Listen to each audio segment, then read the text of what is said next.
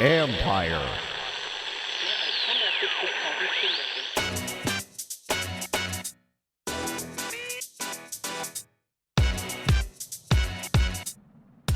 At 5-1, are the Baltimore Ravens really that good? Are they better than they seem? What to make of these guys? What's up, everybody? It's Mike Jones. Thanks for coming back for another episode of the Football Jones podcast. You can read me at usatoday.com. Follow me on Twitter and Instagram at @ByMikeJones. And yes, today we're talking about the Baltimore Ravens. I find them to be a really intriguing team because the expectations are really high for them. After last year, where they finished the year 14-2, they had the top record in the AFC, but then they get to the playoffs and they weren't ready for prime time. And for a second straight year, Lamar Jackson and company got bounced sooner than what they were hoping. Now, here they are, and they're expecting to contend for a Super Bowl.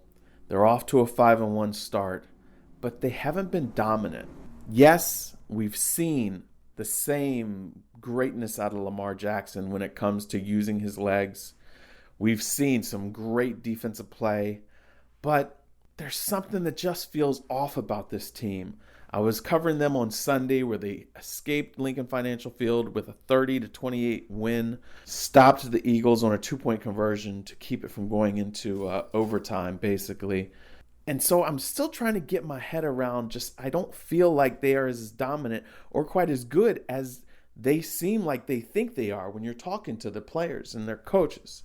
And so to dissect it all, I've got Jeff Zrebiec of The Athletic. He's going to help me break it all down, shed some insight, and help us figure out what this Baltimore Ravens team really is all about. So we're going to dive into it right now. And here we are, joined by Jeff Zrebiec, senior NFL writer of The Athletic, does a phenomenal job covering the Baltimore Ravens. If you are not following him already, hit him up, follow him, because he is full of all kinds of information and insight and numbers, and you will really learn a lot about the team. And so that's why I wanted to have him on.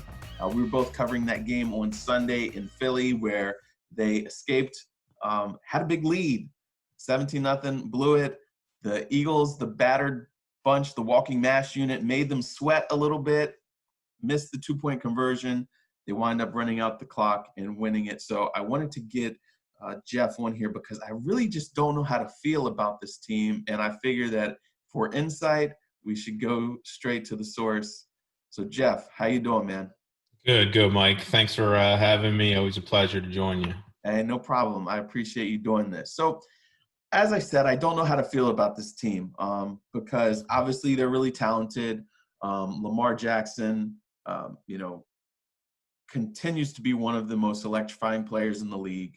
And they've got talent, around him on offense. They've got talent on defense, really stingy defense. I think that they're leading the league, holding teams to like 15 points a game or something like that. You know better than me, but they're one of the best defenses in the league. But I feel concerned or uncertain about them if they had to go up against an elite team. And I don't know if it's just because I'm measuring them against the Chiefs or what, but what is your sense of where this team is now, 6 weeks into the season, at 5-1? Yeah, I think it's kind of like an unsatisfying 5-1 because you see flashes. What they have returning from a 14-2 team last year. You know how much buildup there was to this season after they, had such a dominant regular season, the playoff flame out. But they just haven't, week one, they destroyed the Browns. I think that was a really impressive performance. But after that, it just seems like they're doing enough to get by teams that really aren't in their league. They're showing flaws on both sides of the ball in a way. They're sort of, you look at the numbers and they lead the league in points scored, but then yet offensively they're ranked like 26 in the league, right? And then they second to last in passing offense. Only the Jets are worse, and you never want to be mentioned in the same category as the Jets offense. It's just kind of a team where you see the flashes, but they're kind of getting by right now on, the occasional bit of brilliance from Lamar Jackson. Not consistency, but the occasional flash. And then defensively, they're forcing a lot of turnovers, setting up short fields. And one thing the offense has done well is kind of take advantage of short fields. But no doubt that they don't look as powerful. They don't look as complete as they did during that winning streak last year. But, the only thing I will say is, John Harbaugh's teams usually get better. They usually improve throughout the course of the season. And they're in a pretty good spot right now. You know what I mean? So I think they will get better, but they need to figure something out on offense. They returned all but one player. So you figured they'd pick up where you left off. And, you have players openly admitting that we don't really have an offensive identity yet. And that has to be a little bit concerning at this, 7 weeks in. Yeah, and that player that they lost being Marshall Yanda. Yeah. Correct. And so long time, really a rock on that offensive line. And filling in and replacing him obviously won't be an easy task, but I just, like you said, the identity, we know obviously the identity is Lamar. When they need him to do something, he puts him on his back and creates the explosive plays with his legs. There haven't been a whole lot of explosive pass plays, though. Obviously, Hollywood Brown in his second year and Andrews, really reliable tight end. But it seems like teams are able to kind of key on them and take them away and make them disappear at times. And there hasn't really been anybody else from what I've seen. What have you seen as far as, is this still, I mean, obviously these guys, and I have to remind myself and people, they didn't have a preseason, didn't have the OTAs. So is it a matter of, Willie Snead's kind of a ghost, though. He's been there for a while. Are they waiting for younger guys to continue to develop and elevate themselves, or what's the deal there with that pass catching unit? Yeah, I think they talked all about this offseason about evolving offensively and, becoming more dangerous to defend, challenging defenses in different parts of the field because they knew, defenses were going to catch up to some extent to their running game and do some different things. But we just haven't seen it. And it seems like they're kind of in the middle, as, you mentioned and we talked about with, we want to get this going downfield. We need to take more shots, but yet what's our bread and butter and how are we going to win games? And they just haven't found the happy medium and they're not completing enough plays downfield to keep defenses honest. You're seeing 8-9 guys in the box. You're seeing guys kind of seal off the edges where they're coming in and hemming Lamar Jackson in. Last year, every time he took off around the corner, it was eight yards. Like it was nothing. It wasn't even, 8 yards. He wasn't taking a hit. He was just ducking on the sideline. Now there's no lanes outside. It seems like everything, is getting congested and there's somebody in his face. But yeah, this is a receiving core that they kind of built around his skill set. They felt like you have a big physical guy like Miles Boykin, who is big with the blocking, and then a speedster like Marquise Brown. They added Devin Duvernay, who I think we'll see play more and more. He's starting to make plays each week. But it's just not been good enough. They're just not getting enough separation at times. I think Lamar Jackson's clearly shown that he doesn't really have any confidence in anybody beyond Marquise Brown and Mark Andrews. And as Bengals safety Jesse Bates said last week, everybody knows in the league you take away Andrews and Marquise Brown. It's pretty easy to defend if you look at it like that. So it'll be an interesting team to watch during the trade deadline to see if they kind of try to get another target, whether that's another tight end. They probably miss Hayden Hurst a little bit too. He didn't play a ton, but he made some big plays for Lamar Jackson and Jackson trusted him.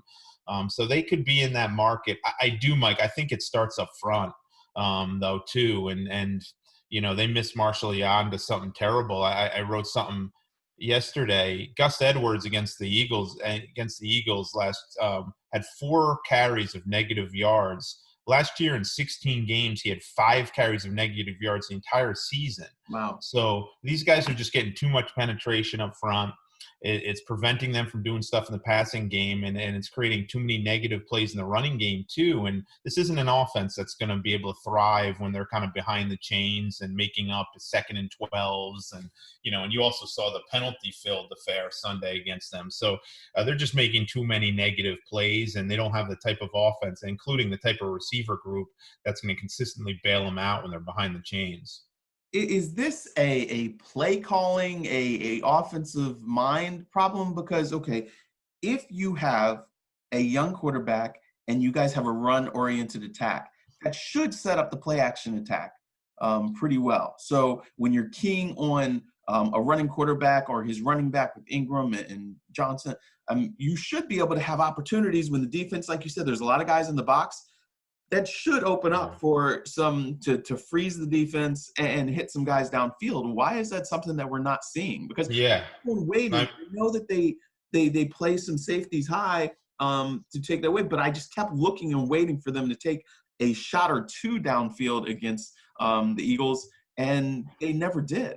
Yeah, I mean, we saw it for a couple weeks. They took a couple shots, and Jackson just hasn't been very accurate with the deep ball. He's missed some throws, but this past game, we didn't see any of that. There were absolutely no. I mean, I think they had maybe 2 pass plays of 20 yards, something. At least one. I know Marquise Brown caught one. I'm forgetting the other. Oh, the slant to Willie Snead, which really wasn't a long play. They just turned it into one with run after catch. I thought they would be able to open up things more. Their deep passing game looked very good in training camp against a good secondary. I mean, Marquise Brown was making plays, and they had some guys, and I think Duvernay getting involved could help with that. He's a speedster, but there's been nothing down the field. The play action game has just been not been as effective. It's head scratching, around here. It's fire all the coaches. Greg Roman won assistant coach of the year last year, according to the NFL, and yet 6 games in, he should be gone. And everyone's saying, well, they never took the next step in San Francisco with Kaepernick, and in Buffalo, it was 1 year they looked really good, then they faded. He does have that reputation of plateauing as an offense and not being able to take it to the next level. And everywhere he's been, they've been dominant running. They've had trouble with passing. Last year, they were really efficient with the passing. When they took shots, they made some plays, and everything was underneath, and they did some really good things. And I think they took teams by surprise. I mean, Lamar Jackson led the league in touchdown passes, but it just hasn't been there. It's just something off this year, and it's just weird. It just seems like they're stuck in identity, stuck between what they want to be offensively and what they know they do best, and it's sort of, they're just slogging through here, but they get through they're now at a really tough part of their schedule. I don't think some of the stuff we've seen the last couple of weeks is going to cut it again offensively. Is going to cut it against some of the teams they play. Right. So they have the Steelers twice, the Titans, the Patriots, and the Cowboys. Is that right? In their next 6? Yeah. I think there's the Colts are in there, not the Cowboys. Okay. Yeah. So yeah, that's a tough stretch. And it was interesting what you said there about Roman, because I felt like when I watched that game against the Chiefs, obviously 2 really dynamic young quarterbacks, but it did feel like the diversity and the creativity was only like they were going to only give you like 3 or 4 different things, whereas the Chiefs keep pulling out stop after stop after stop. Now, obviously, they have more weapons, but I wasn't seeing an evolution of their playbook off of what we saw last year. Do you think that stuff is there and Lamar's just not confident enough?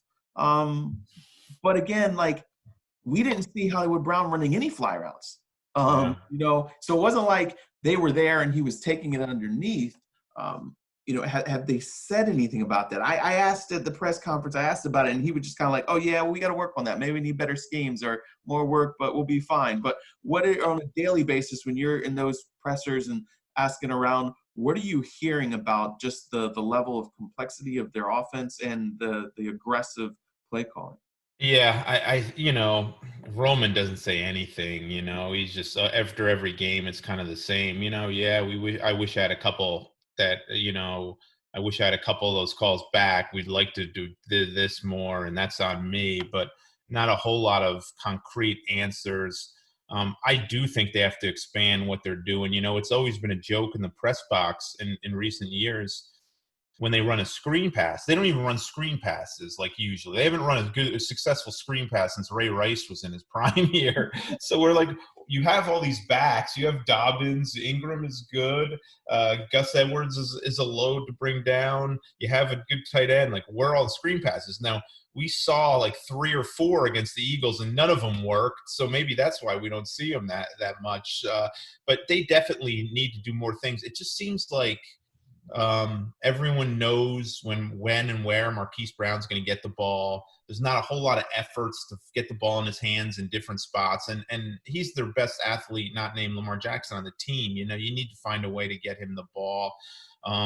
I think they need to. I think it's just, Mike. I think it's across the board. I think they need to get Lamar some easier throws at times. The receivers don't get a ton of separation, so I think they need to scheme guys open at times. But yeah, I think they need to be more diverse. And there's some people, and who are all in on this Ravens offense, who think they're just kind of feeling it out, and then in the second half they're gonna go to the next level and show team stuff that they. And I'm just not buying it. They've just not been good enough with what they've done and their bread and butter, even to think that they're going to be able to expand. So they have a lot of work to do. And I do think it starts with Roman. This is his MO. I mean, it's unfortunately for them, I think he deserves the benefit of the doubt. I mean, they set records last year. They led the league in scoring. But he certainly has to figure out a way to get more plays down the field, and it does start with him. But I think it's across the board, Mike. I don't see the same mechanically sound Lamar Jackson. Okay. I mean, you were there. You were on the Zoom call. I asked him about it seems like every other throw is sidearm, and I think sometimes that can be effective. I really do. And you saw it to Nick Boyle in the touchdown. He tried to find an arm angle around it, and he delivered a touchdown. So you don't want to take away the creativity and some of the improvisational stuff. But I think sometimes I don't think his mechanics and his footwork and everything are been as good. And obviously his off season, his preparation was impacted a little bit about COVID and not being able to work as much on the field. But I think that needs to improve too. Obviously we talked about the blocking and the receivers, so they need to answer at a lot of things. This bye week comes at a pretty important time for them. Now, defensively, like we said, they are the top in the league as far as holding teams to points. They get after the quarterback. Calais Campbell was a great pickup for them. Yeah. He was just a monster up the middle. They've got guys coming off the edges. They've got talented defensive backs with Humphrey and Peter. Now, but we saw them kind of really make some undisciplined penalties on Sunday that gave the Eagles life. They would have them for a stop, but a roughing the passer call, or that pass interference call late in the game. Yeah, that was I weird. didn't like that call because both dudes were kind of grabbing on each other. Yeah. But at the same time, it was a third down, I'm pretty sure, and then that gave them a first down, put the ball all the way down in scoring position there. But overall, do you feel good about this defense? Was that just kind of they're holding teams to 15 points a game. They gave up 28 there. So that was a little bit uncharacteristic. Do you feel like that unit at least is where it needs to be? Yeah, I do. I do. And that unit usually gets a lot better too. And, as we get close to the trade deadline, if there is a pass rusher, an edge rusher out there, I think the Ravens will be in on them. The Ravens aren't a team that likes trading their draft picks. Right. So, everyone talks about, well, they need an interior offensive lineman and a wide receiver and a pass rusher. This isn't baseball. You just can't fill 5 or 6 needs at an NFL trade deadline unless you want to draft. If you don't want to draft, you can trade all your picks. But so I wouldn't be surprised when we get an edge rusher. I still think there's an area there where if they had another top-notch edge rusher across from Judon, it would really help, and they wouldn't have to blitz as much. Right now, they're blitzing a ton. But overall, I think they're in a pretty good spot. Even in the Eagles game, look, Eagles didn't get their first down of 5 minutes remaining in the second quarter. Jalen Hurts, they needed Jalen Hurts to kind of come and get that change up because the defense was all over them.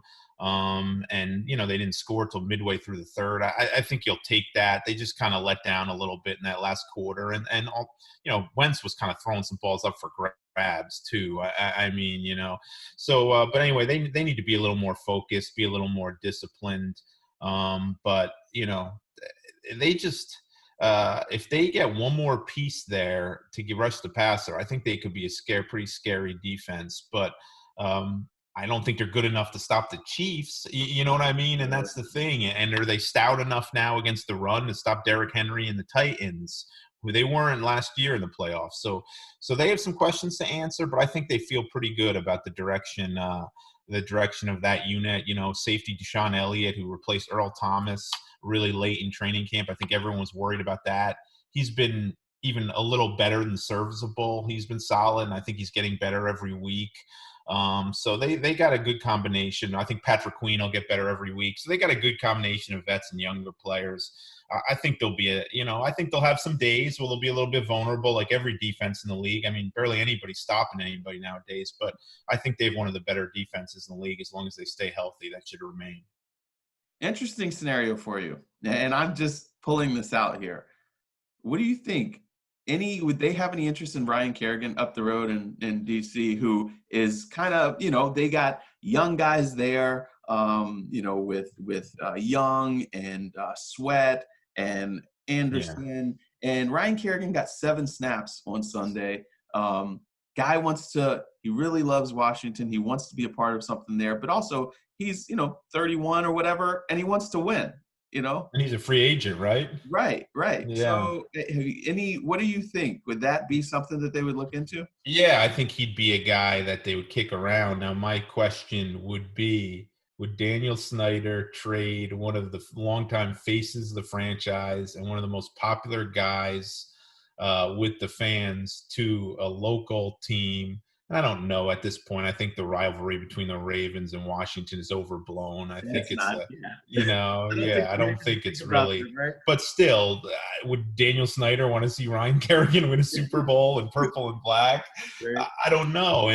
But I can't imagine Kerrigan would even cost that much at this stage, and he could be, for a team that doesn't like trading premium draft picks. I think he's a guy that they'd have to make at least a call on. Another guy that I wonder, Mike, about, and he's another connection because he went to the University of Maryland.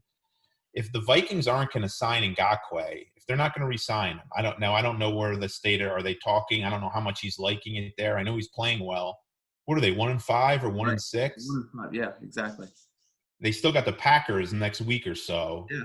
So if they go 1-6, that's done. You're done. I mean, you'd have to almost run the table, and they're not, So would they, if they're not going to sign Ngakoue, would they look to recoup a draft pick or two for him, knowing that they're kind of going to have to sell anyway?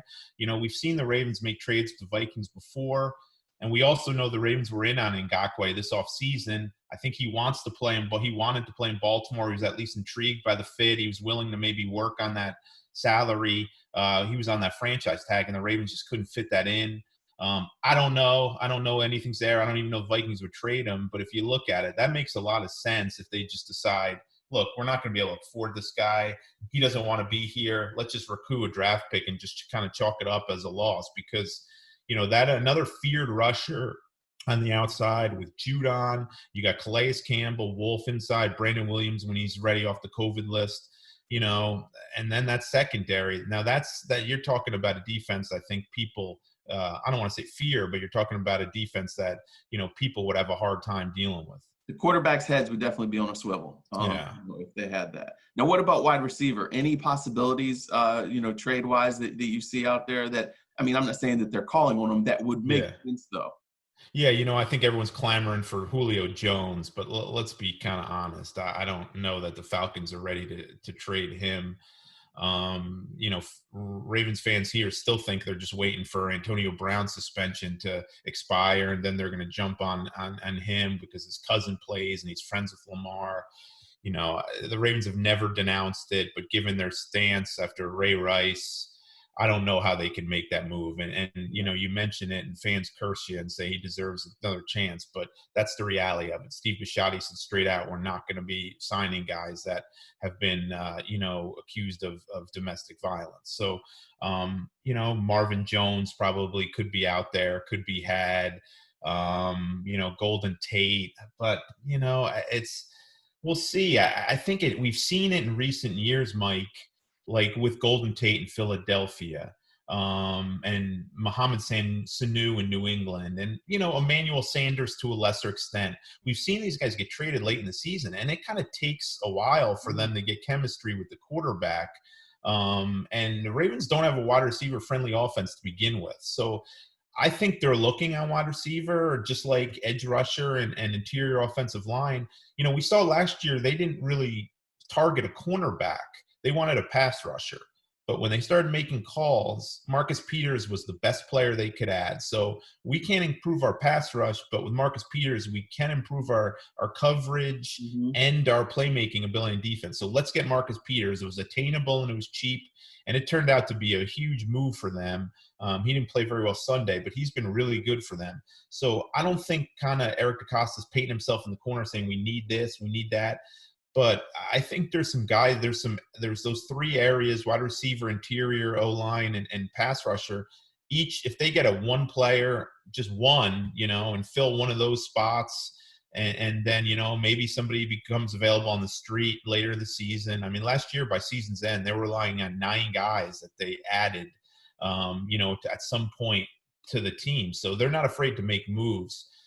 But I think people want the receiver. There's no doubt. But the question becomes, what's the cost? Who's available? And then is it worth it, knowing it's probably going to take a while to get them up to speed, and knowing we're not really built to throw the ball a ton and maximize the value of a top receiver?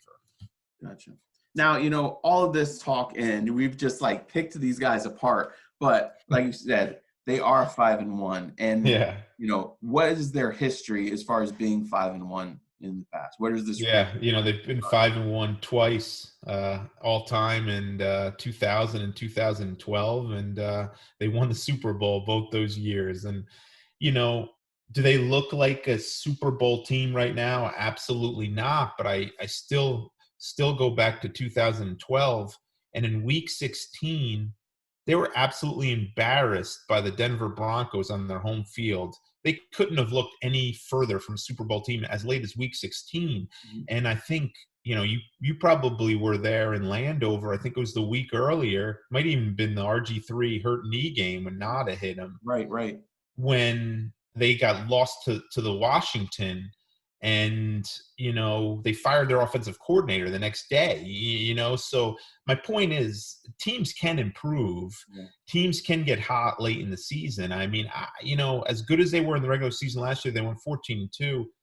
They squeaked by 23-17 to a bad Bengals team this past week, just like they squeaked by against the overmatched Eagles this week. So even last year at this time, they were looking pretty flawed, and they do get better. So, I think they're in a good spot. But I think you also, when you have to be honest about it, and when it's the eye test. And right now, I don't think they're passing the eye test. But knowing their history, knowing DeCosta's aggressiveness to add to the roster, and knowing how they have some young players that should improve, I think they'll be there. I think this is a playoff team, and we know when you get in the playoffs, it just, you just have to be at your best, and they weren't the last couple of years when they did qualify. Okay, so maybe I will tone it down a little bit, and maybe we'll say, okay, these last 6 games have basically been the preseason. These opponents though, outside of the Browns, nobody has a winning record. And the Browns, they just got the pants beaten off of them. So that's really interesting. But again, I think this next stretch here will really be a truth teller where they are, because as we've seen, if they fall behind, they really can't operate the way they want to, unless, maybe they've been in the lab and we just don't know it, and they're saving all the good stuff until they, run into the Steelers or something like that. Yeah. But I don't know. Yeah, we saw that last year, Mike. I mean, they got through the stretch, and last year at this time, they were 4-2, I think. Okay. But then they got through the stretch where we thought was going to sink them. They played the Patriots, they buried them, they beat the 49ers, who I think were 10-1 at the time. They beat the Bills, and they obviously beat the Seahawks on the Seahawks home field. I mean, they pretty much beat everybody last year during that stretch, and that's where they kind of anointed themselves as what most people felt was the best team in football going to the playoffs. So we'll see if that happens again this year.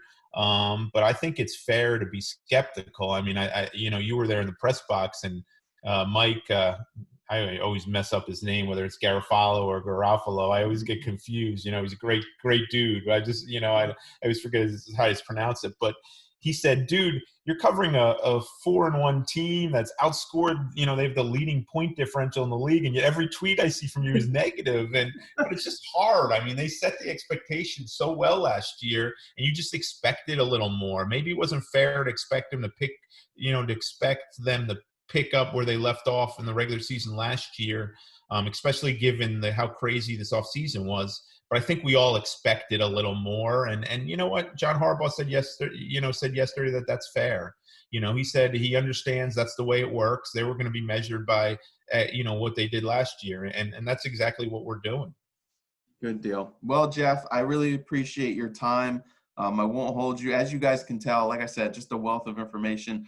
Tell them where they can find you if they're not following you already.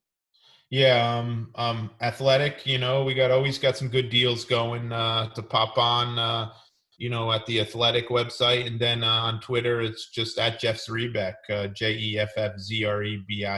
So, we got to be an interesting week, it's a bye week for the Ravens, but I'm also going to do a little looking back at this is the 20th anniversary of their first Super Bowl team. And that Super Bowl was in Tampa Bay. This year's Super Bowl is in Tampa Bay. So, I'm not making any predictions, but it certainly would be an interesting story. If they were to make it, one more question, they would have to get past the Chiefs. What has to happen for them to beat a team like the Chiefs? I think they're going to have to get back to being themselves. We've seen it 2 years in a row. They have a great coaching staff, Mike. John Harbaugh does a terrific job. They get away from themselves when they play the Chiefs. It's like they try to Roman gets obsessed with this young quarterback matchup, and it's almost like they want to prove that Lamar Jackson can throw with Patrick Mahomes, and they can do it like the Chiefs are doing it. And we know they can't. I mean, no one else can do it like that. They don't have they want so bad to get at Patrick Mahomes and to hit him and to prove they can hit him. But yet Patrick Mahomes eats up blitzes, so I think they really have to change their stripes, when they play the Chiefs. You can't be something you're totally not, but you got to find a better balance. You can't blitz him constantly or he's going to kill you. You need to sit in coverage a little more. You need to get pressure of your front four, and that's where another pass rusher comes in, Mike. I think they would be able to get pressure with their front four if they have another edge rusher and he's rushing opposite Judon, and you have Campbell and Wolf inside. Now that's something I think you can build on, and but they're not going to beat the Chiefs by scoring. Another receiver is not going to beat the Chiefs, help them beat the Chiefs. They're just going to have to dominate the line of scrimmage and control possession and get pressure on Mahomes with the front four. Good deal. All right. Well, the game plan is laid out there. Somebody hire Jeff. There we go. Hey, Thanks so much for being on here, man. And I will see you in a couple weeks. I'll be at that Ravens-Steelers game. Awesome. I'm hoping they don't move that game to nighttime for our sake. But I know. I would have to imagine that's a pretty attractive primetime game. I know. I was thinking the same thing. Those are awful for us on deadline. Oh, terrible. You're kind of just like walking like a zombie because you don't get out of the stadium till like 1 or 2 o'clock. But hopefully. Well, thanks for having me, Mike. I really appreciate it. Have a great week. All right, man. Thanks a lot. Take care. All right. We're going to see. It's going to be really interesting. Like I said, this next stretch is going to be the truth teller for this Ravens team. They've got the Steelers twice.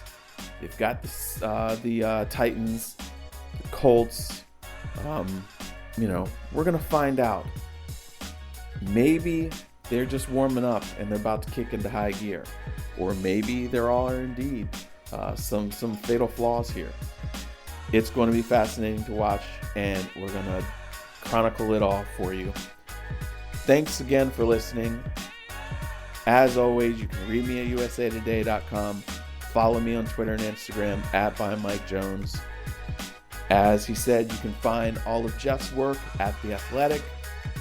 And if you will please do me a favor, take this link, share it with a friend, and I will talk to you guys again next time.